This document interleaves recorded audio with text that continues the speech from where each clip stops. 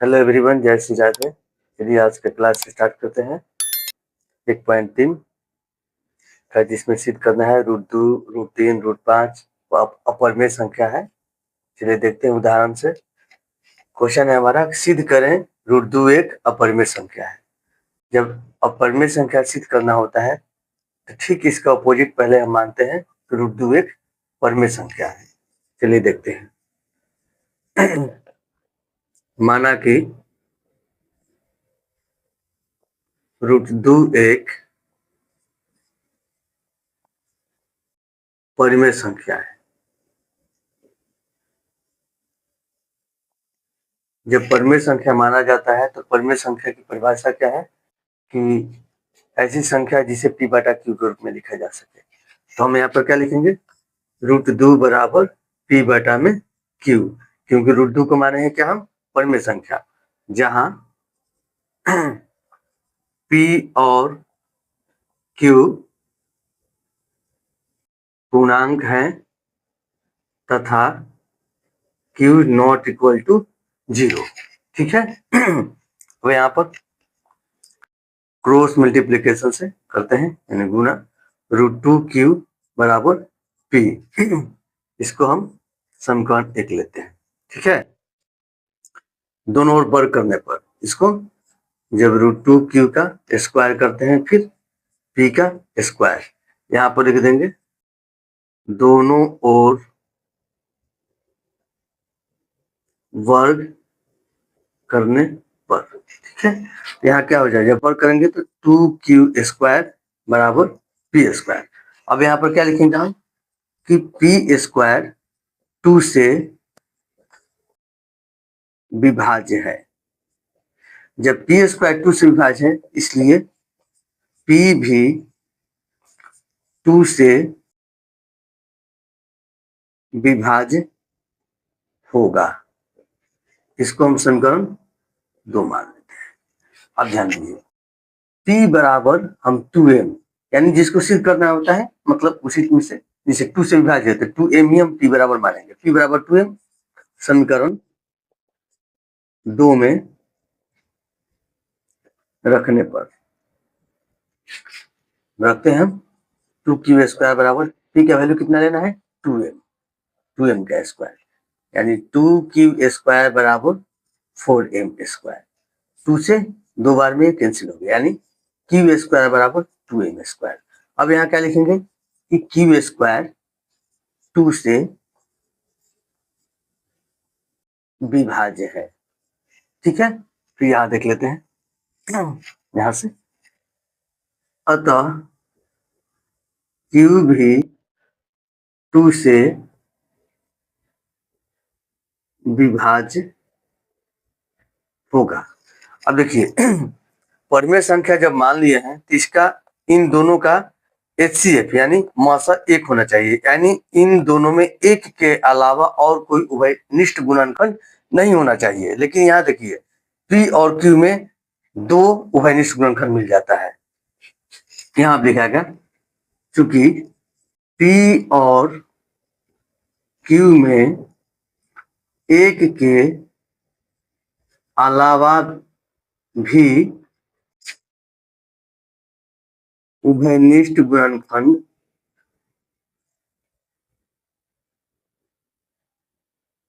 दो। ठीक है। अतः हमारा माना गया कथन गलत है। ठीक है। अतः √2 एक अपरिमेय संख्या है। चाहे तो यहाँ हम लिख भी सकते हैं कि जहां P और Q का मासा 1 है, ये भी हम यहाँ लिख सकते हैं, नहीं भी लिख सकते हैं, कोई बात नहीं है। इस तरह से हमारा सिद्ध हुआ √2 एक अपरिमेय संख्या है। ठीक है। चलिए इसी प्रकार हम देखते हैं अगला, सिद्ध करें √3 एक अपरिमेय संख्या है। यहाँ पर क्या है, इसको भी सेम उसी प्रकार मान लेना है जैसे √2 को हम बनाए हैं, बस उसी प्रकार माना कि √3 एक परिमेय संख्या है। √3 बराबर p बटा q, जहाँ p और q कोई पूर्णांक है तथा q बराबर नहीं है 0 और p और q का मौसक कितना होना चाहिए 1। तिरछा तिरछी गुना करते हैं, √3q बराबर कितना हो गया p। अब दोनों ओर वर्ग करने पर √3q का होल स्क्वायर बराबर p का होल स्क्वायर। √3 का जब होल स्क्वायर करेंगे तो कितना आ जाएगा 3q² बराबर p²। अब यहाँ लिखेंगे p² 3 से विभाज्य है, p भी 3 से विभाज्य होगा। p बराबर 3m समीकरण 2 में रखने पर, अब जहाँ p है वहां पर 3m रखेंगे। 3q² बराबर 3m का होल स्क्वायर, 3q² बराबर 3 का स्क्वायर करेंगे तो 9m²। 3 से 3 बार में कट गया, q² बराबर 3m², यानी q² 3 से विभाज्य है, q भी 3 से विभाज्य होगा, अतः q भी 3 से विभाज्य होगा। क्योंकि p और q में एक के अलावा भी उभयनिष्ठ गुणनखंड 3 है, यानी एक और है उभयनिष्ठ गुणनखंड, जबकि परिमेय संख्या में मात्र एक ही उभयनिष्ठ गुणनखंड होना चाहिए, वो भी एक, लेकिन इसके अलावा भी क्या आ गया 3, जो कि हमें क्या मिलता है विरोधाभास मिलता है। अतः हमारा माना गया कथन क्या है गलत है, अतः √3 एक क्या है अपरिमेय संख्या। चलिए इसी टाइप का एक्सरसाइज में क्वेश्चन है, √5 एक अपरिमेय संख्या है। चूंकि ये एक्सरसाइज का है लेकिन इसी टाइप का पहले उदाहरण में बन रहा है, इसीलिए उसको साथ ही में कर दिया गया है। ठीक है, तो सिद्ध करें कि √5 एक अपरिमेय संख्या है, तो इसको भी उसी प्रकार बनाना है, जैसे माना कि √2 एक अपरिमेय संख्या है, माना कि √3 एक अपरिमेय संख्या है, उसी प्रकार माना कि √5 एक परिमेय संख्या है। ठीक है, √5 पर जब परिमेय संख्या है तो √5 बराबर p/q, जहाँ p और q क्या है पूर्णांक है तथा q बराबर नहीं है 0 और p और q का मौसक कितना है 1, क्योंकि परिमेय संख्या का मतलब ही है उसमें मौसक कितना होना चाहिए 1 होना चाहिए। तिरछा तिरछी गुना करते हैं तो √5 q बराबर कितना हो गया 5, इसको समीकरण 1 हमने मान लिया। अब दोनों ओर वर्ग करने पर, जब दोनों ओर वर्ग किया जाएगा तो क्या आ जाएगा 5q² बराबर p²। अब यहाँ पर हम लिखेंगे क्या p² 5 से विभाज्य है, जैसा कि पहले हम लिख रहे थे कि p² 2 से विभाज्य है, p² 3 से विभाज्य है, इसी प्रकार p² 5 से विभाज्य है, तो p भी 5 से विभाज्य होगा। अब p बराबर 5m समीकरण 2 में रखने पर p की जगह पर हम 5m रख रहे हैं। 5q² बराबर 5m का जब स्क्वायर करेंगे तो 25m², 5 से 5 बार में कट गया तो q² बराबर कितना आ गया 5m²। अब लिखिए क्या q² कितना से विभाज्य है 5 से विभाज्य है, अतः q भी 5 से विभाज्य होगा। लेकिन p और q में एक के अलावा भी उभयनिष्ठ गुणनखंड क्या हमें मिल रहा है 5, जबकि परिमेय संख्या में नियम के अनुसार मात्र एक ही उभयनिष्ठ गुणनखंड होना चाहिए, लेकिन हमें यहाँ क्या मिला 5, अतः हमारा माना गया क्या है कथन गलत है, अतः √5 एक अपरिमेय संख्या है। चलिए उदाहरण नंबर 10 देखते हैं। कह रहा है कि दर्शाइए कि 5 - √3 एक अपरिमेय संख्या है।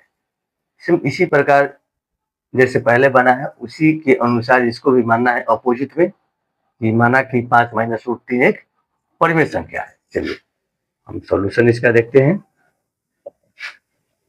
माना कि 5 - √3 एक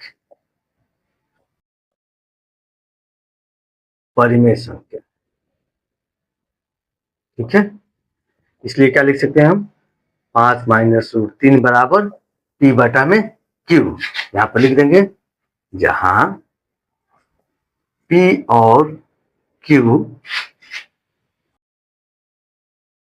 पूर्णांक है तथा q is not equal to 0। ठीक है, अब यहां देखते हैं, इसको हम समीकरण 1 मान लेते हैं।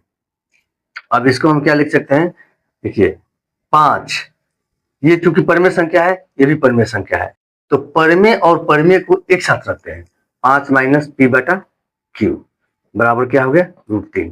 अब देखिए इसको समीकरण हम 2 मान लेते हैं। अब देखिए जब परिमेय है तो परिमेय संख्याओं का अंतर भी परिमेय होगा, परिमेय संख्याओं का जोड़ भी परिमेय हो गया, परिमेय संख्या का गुणन भी परिमेय होगा, परिमेय संख्या का भाग भी क्या होगा परिमेय होगा। तो देखिए 5 परिमेय संख्या है, p/q भी परिमेय संख्या है, क्योंकि परिमेय संख्या को p/q के रूप में लिखा जा सकता है, तो दोनों का अंतर क्या होगा परिमेय होगा। इस प्रकार से हम लिखेंगे कि समीकरण 2 से स्पष्ट है कि, अब ये देखिए ये क्या है बायां पक्ष, बराबर के लेफ्ट है तो बायां पक्ष और इधर राइट है तो दायां पक्ष, तो बायां पक्ष जो है हमारा परिमेय है, परिमेय है क्योंकि परिमेय संख्याओं का अंतर क्या होता है परिमेय होता है, इसलिए दायां पक्ष भी परिमेय होगा, परिमेय होगा नियम के अनुसार, क्योंकि बीच में बराबर दिया है। जब ये परिमेय तो ये भी परिमेय होना चाहिए नियम के अनुसार। लेकिन क्या है, वास्तव में रूटीन क्या है, अपरिमेय संख्या, लेकिन रूटीन एक अपरिमेय संख्या है, अपरिमेय संख्या है। तो फिर तो हमें एक विरोधाभास मिल गया कि ये भाई परिमेय है, नियम के अनुसार दोनों परिमेय होना चाहिए, लेकिन एक परिमेय है एक अपरिमेय, तो फिर बराबर कैसे हो सकता है? तो हमें क्या मिला, एक विरोधाभास मिला। अतः हमारा माना गया कथन गलत है। अतः 5 - एक अपरिमेय संख्या, ठीक है, इस तरह से समझ लेना। उदाहरण नंबर 11 को देखते हैं। दर्शाइए कि 3√2 अपरिमेय संख्या है, ठीक है, इसको भी उसी प्रकार हल करेंगे। माना कि 3√2 परिमेय संख्या, इसलिए 3√2 बराबर क्या हो गया, पी बटा में क्यू।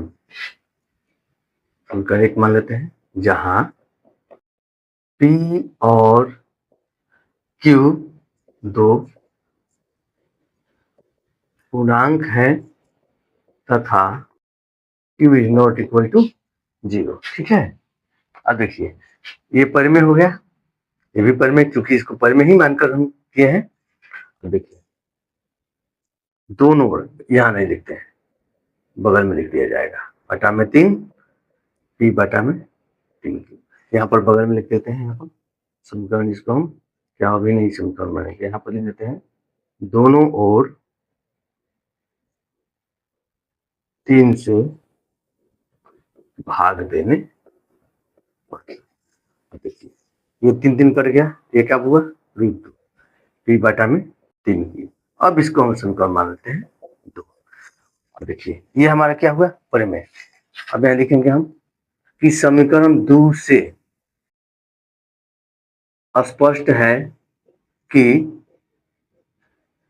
दायां पक्ष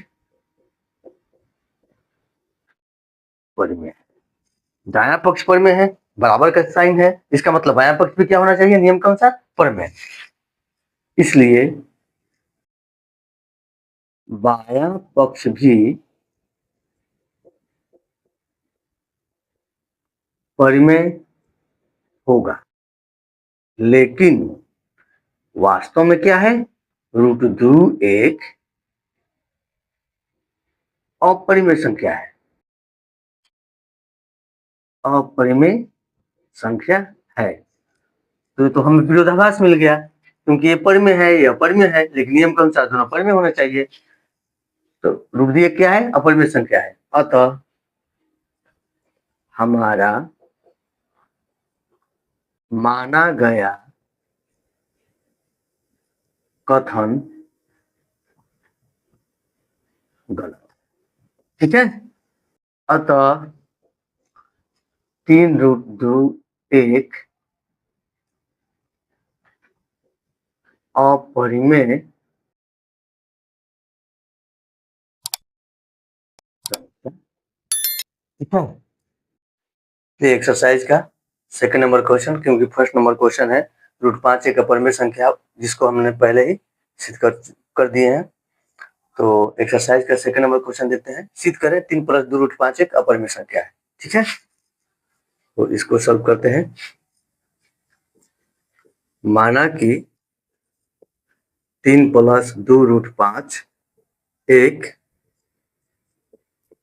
परिमेय संख्या है, परिमेय संख्या है, ठीक है। इसलिए 3 + 2√5 बराबर पी बटा क्यू, जहां पी और क्यू दो पूर्णांक है तथा q is not equal to 0। ठीक है, अब देखिए 3 माइनस हम p बटा q लिख सकते हैं और बराबर माइनस से यहाँ पर 3 प्लस 2√5 है। ठीक है, रूट ऐसे नहीं, इसको इधर ही रहने दीजिए, 2√5 बराबर p बटा q -3। ठीक है, इसको समीकरण 1 ले लेते हैं। पुनः 2√5 बटा में 2 p बटा में 2q -3/2। यहाँ ब्रैकेट को लिख देते हैं, दोनों ओर 2 से भाग देने पर। ठीक है, अब ये 2 देखिए कैंसिल हो गया, बचा क्या हमारा √5 बराबर p बटा 2q -3/2 समीकरण 2। अब देखिए ये परिमेय बराबर √5 दे दिया, मतलब ये परिमेय तो ये भी परिमेय, नियम के अनुसार। यानी यहाँ पर लिखेंगे हम कि समीकरण 2 से स्पष्ट है कि दायां पक्ष बराबर के दाहिनी ओर है, दायां पक्ष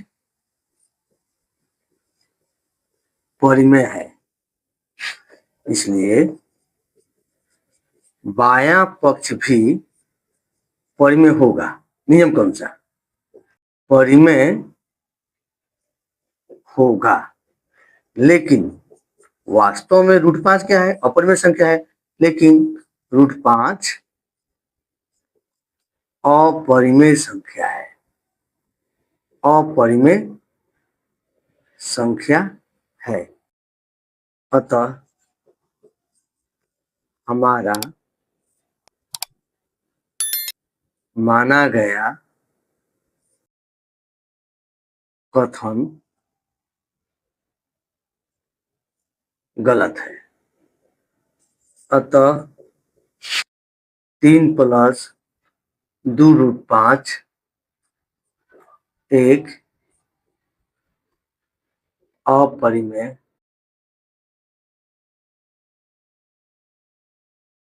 संख्या। ठीक है, तो देखते हैं तीसरा नंबर एक्सरसाइज का 3 नंबर का पहला सवाल, सिद्ध करें 1/√2 एक अपरिमेय संख्या। इसको भी बस उसी प्रकार मान लेते हैं। माना कि 1/√2 एक परिमेय संख्या है, यानी इसलिए 1/√2 बराबर क्या हो जाएगा, p बटा में q, जहां p और q दो पूर्णांक है तथा q is not equal to क्या हो जाएगा, 0। ठीक है, यहाँ लिख सकते हैं p और q का HCF 1। ठीक है, अब इसको बनाते हैं। देखिए यहाँ पर हम लिख सकते हैं, यहाँ पर देखिए 1 बराबर √2p बटा में q लिख सकते हैं। इसको शॉर्ट तरीके से भी बना सकते हैं, यहाँ पर भी हो सकता है, इतना पर से भी बन सकता है। ठीक है, जैसे समीकरण अगर यहाँ पर 2 मान लेते हैं, इसको अगर 1, तो यहाँ पर लिख सकते हैं कि समीकरण 2 से स्पष्ट है कि दायां पक्ष क्या है, दायां पक्ष नहीं बायां पक्ष लिखिए, बायां पक्ष परिमेय, इसलिए दायां पक्ष भी परिमेय होगा। लेकिन √2 एक अपरिमेय संख्या है। √2 जब अपरिमेय संख्या है तो अपरिमेय संख्या और परिमेय संख्याओं का गुणन क्या होता है, अपरिमेय होता है, इसलिए क्या हो गया, अपरिमेय हो गया। ठीक है, अतः हमारा माना गया कथन गलत है, अतः 1/√2 एक क्या है, अपरिमेय संख्या है। इस तरह भी बनाया जा सकता है, इसको लॉन्ग मेथड से भी बनाया जाता है। चलिए अगला सवाल की ओर बढ़ते हैं। सेकंड नंबर एक्सरसाइज का 3 का 1.3 के एक्सरसाइज का तीसरे नंबर सवाल का जो 2 नंबर क्वेश्चन है हमारा ये है कि सिद्ध करें कि 7√5 एक अपरिमेय संख्या है। इसको वो उसी प्रकार बनाते हैं। माना कि 7√5 एक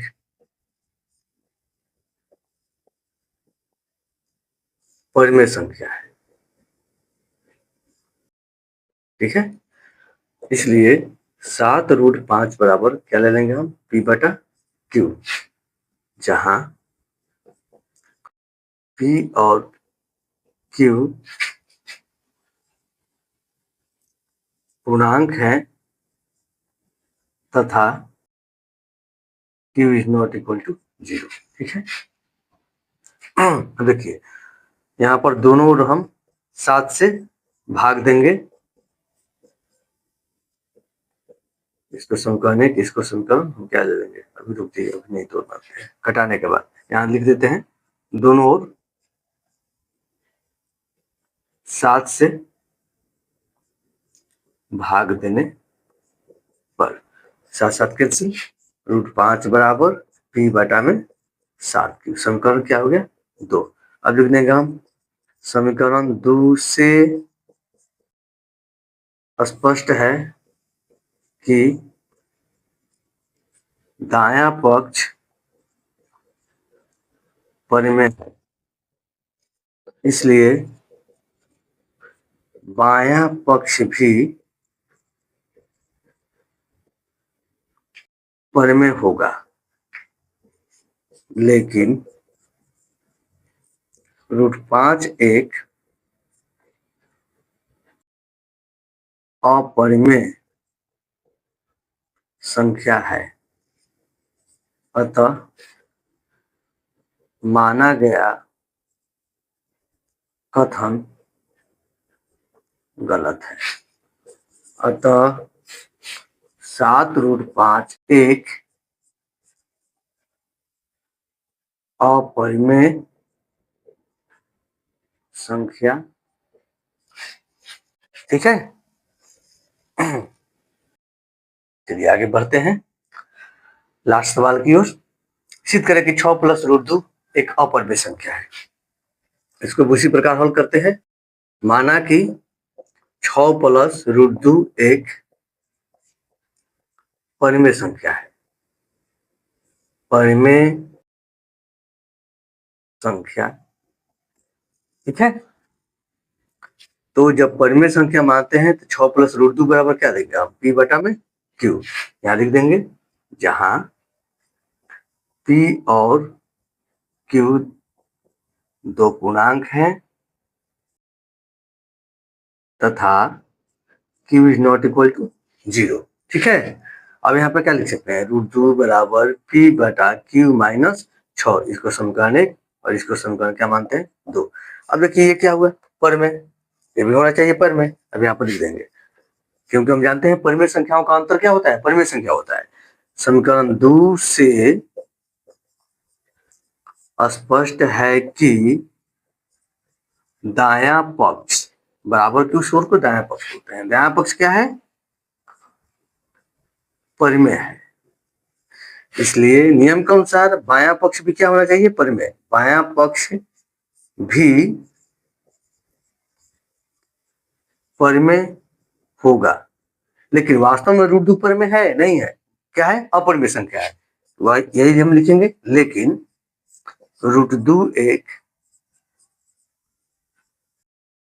अपरिमेय संख्या है, अतः हमारा माना गया कथन गलत है। अतः 6 प्लस रूट 2 एक क्या है, अपरिमेय संख्या। ठीक है,